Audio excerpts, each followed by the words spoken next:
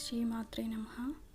ఈ ఐశ్వర్య దీపం లేదా ఉప్పు దీపం అనేది మనకి ఆర్థిక బాధలతో ఇబ్బంది పడుతున్న వారు కానీ, రుణ సంబంధిత బాధలతో ఇబ్బంది పడుతున్న వారు కానీ, భార్యాభర్తల మధ్య సఖ్యత లేని వారు కానీ ఎవరైనా వెలిగించుకోవచ్చు అండి. కులమతాలకు అతీతంగా చేసుకోవచ్చు.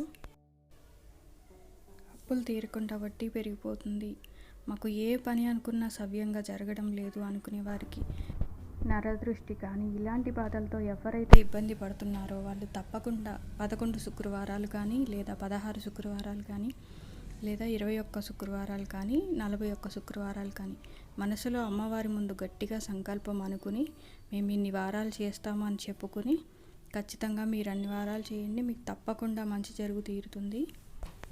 దీనికి ముందుగా మనం అమ్మవారి పటాన్ని తీసుకుని ముందుగా శుభ్రపరచుకొని దానికి చక్కగా గంధం కుంకుమ బొట్లు పెట్టుకుని పూలతో అలంకరించుకోవాలి. తర్వాత ఇలా 2 ప్రమిదలు తీసుకొని, పెద్ద ప్రమిదలు ఉంటే తీసుకోండి, మీ దగ్గర గంధం కుంకుమలతో చక్కగా బొట్లు పెట్టుకొని అలంకరించుకోండి. మీరు 4 ప్రమిదలు తీసుకోవాలి.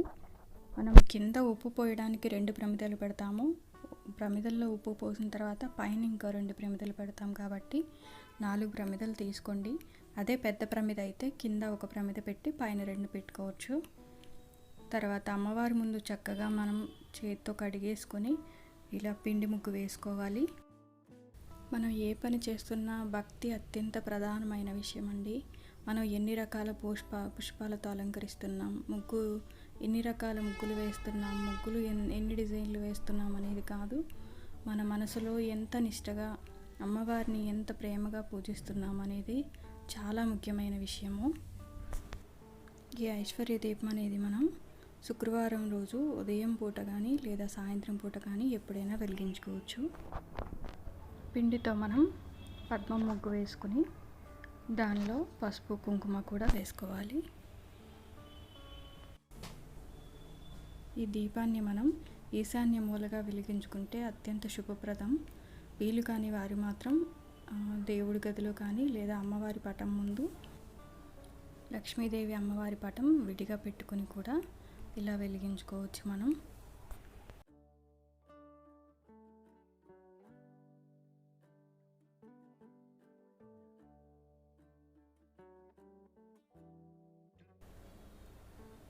ముగ్గు వేసుకున్న తర్వాత ఇత్తడి పళ్ళెం కానీ లేదా రాగి పళ్ళెం కానీ ఏదైనా సరే తీసుకోవచ్చు.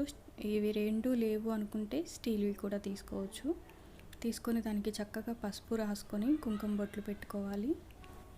మనం పైన పెట్టే ప్రమిదికి లోపల వైపు పసుపు రాసుకోవాలి. పైన మాత్రం గంధం కుంకుమతో బొట్లు పెట్టుకోవాలి. రాళ్ళ ఉప్పు దీనిలో మన పిరికి నిండా ఎంత వస్తే అంత తీసుకోవాలి. తీసుకొని కింద ప్రమిదలో వేసుకోవాలి. ఉప్పు అనేది కింద పడకుండా పోసుకోవాలి జాగ్రత్తగా. అలాగే పైన మనం ముందుగా రెడీ చేసుకున్న ప్రమిదిని పెట్టుకుని నువ్వుల నూనె కానీ లేదా ఆవు నెయ్యి కానీ వేసుకొని ఒత్తులు వేసుకోవాలి. తర్వాత ఈ పళ్ళెం చుట్టూతో చక్కగా పూలు పెట్టుకుని అలంకరించుకోవాలి. దీపం అనేది సాక్షాత్తు మహాలక్ష్మి స్వరూపం. దీపం వెలిగించడానికి మనం ఏకవత్తి హారతి కానీ లేదా అగరబత్తులు వెలిగించుకొని కానీ దీపం వెలిగించుకోవాలి.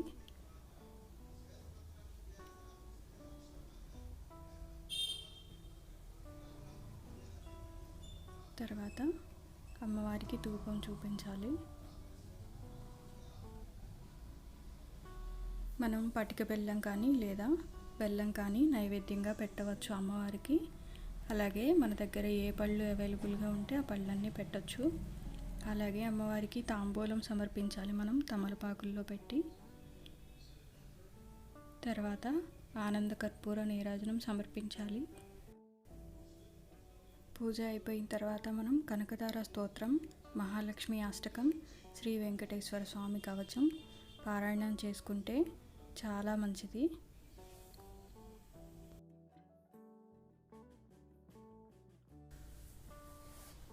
ధూపం కూడా చూపించాలి.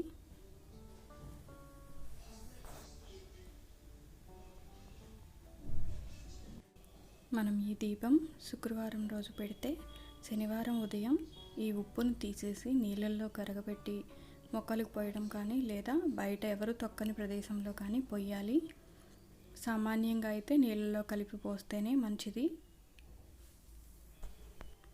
చాలామందికి ఈ ఒకసారి వాడిన ప్రమిదలు మళ్ళీ వాడకూడదా అనే అనుమానం కూడా ఉంటుంది.